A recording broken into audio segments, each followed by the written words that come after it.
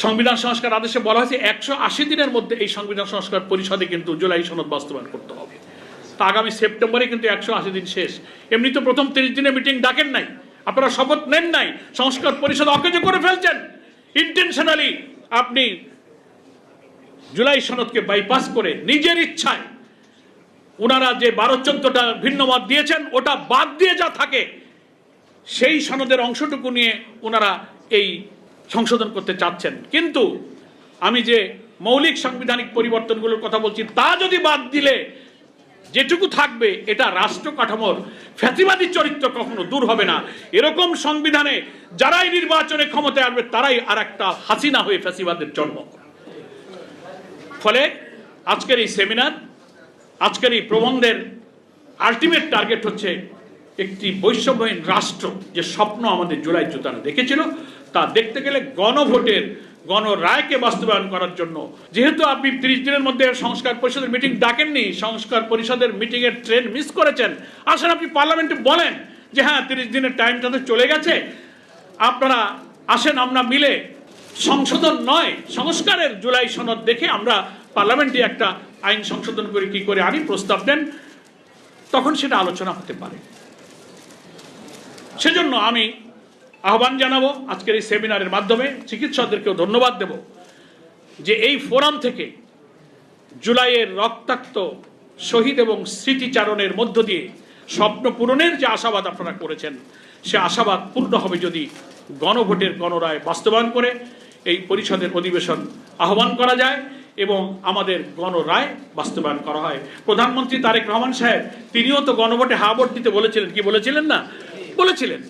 তা আপনি নিজে ভোট দিলেন হাতে, তার অর্থ 84টি পরিবর্তনের ব্যাপারে আপনি হা বলেছেন, আইনমন্ত্রীও বলেছেন, স্বরাষ্ট্রমন্ত্রী বলেছেন। এখন নিজের দেওয়া ভোটকে আপনি অস্বীকার করবেন, ইগনোর করবেন? এটা কি ধরনের দ্বিচারিতা?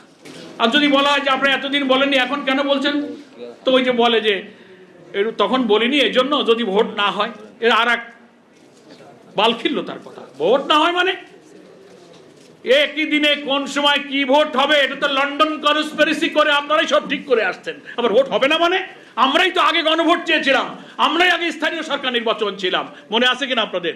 ওনারাই সেটা হতে দেননি। ফলে এই সমস্ত কথা বাংলাদেশের মানুষকে আর ভুল বুঝানো যাবে না। ওনারা এই কারণেই জুলাই সনদকে এড়িয়ে যাচ্ছেন যে জুলাই সনদের পুরাটা মানলে প্রধানমন্ত্রীর অসীম ক্ষমতা থাকবে না। প্রধানমন্ত্রী যা ইচ্ছা, হাসিনার যা ইচ্ছা তাই করেছে, ক্ষমতাসীন দলের প্রধানমন্ত্রী সেই ক্ষমতা তার কাছে রাখতে চায় বলে তারা জুলাই সনদকে অ্যাভয়েড করছে। এই ঐক্যমত্য কমিশনে প্রধানমন্ত্রীর ক্ষমতার লাগাম টানা হয়েছে, প্রেসিডেন্টের ক্ষমতার ভারসাম্য রক্ষা করা হয়েছে, এইটা ওনারা মানতে রাজি না, সব নোট অফ ডিসেন্ট। ফলে গণভোট মানতে হবে, কারণ গণভোটের 4টি প্রশ্নে কোনো নোট অফ ডিসেন্ট নাই, নোট অফ ডিসেন্ট আছে জুলাই সনদে। এই জন্য দেখবেন খেয়াল করে ওনারা কিন্তু জুলাই সনদ অক্ষরে অক্ষরে মানবে এ কথা বলে, কিন্তু একদিনও কিন্তু বলে নাই যে আমরা গণভোটের রায় মেনে নেব, তা কিন্তু বলেনি। অর্থাৎ সেই গণভোটে ওনারাই হা ভোট দিয়েছেন, কিন্তু সেটা মানবো তা তারা বলেন। আর ওনারা বলেন যে বিরোধী দলের উপরে জামাতের উপরে ভূত চেপেছে, তারা মুনাফেক। তা আপনাদের এত নির্জলা দেওয়া কথা যখন ভঙ্গ করেন, আপনারা আমাদের মুনাফেক বলেন, তা আপনাদেরকে ইমানদার বলবো? নিজের দেয়া ভোট অস্বীকার করেন, একই সাথে একই মায়ের পেটে জন্ম নেওয়া 2 সন্তানের জাতীয় ভোটটা মানেন, গণভোটটা মানেন না। এটা দ্বিচারিতা হয় না? এটা ইমানদারি হয়?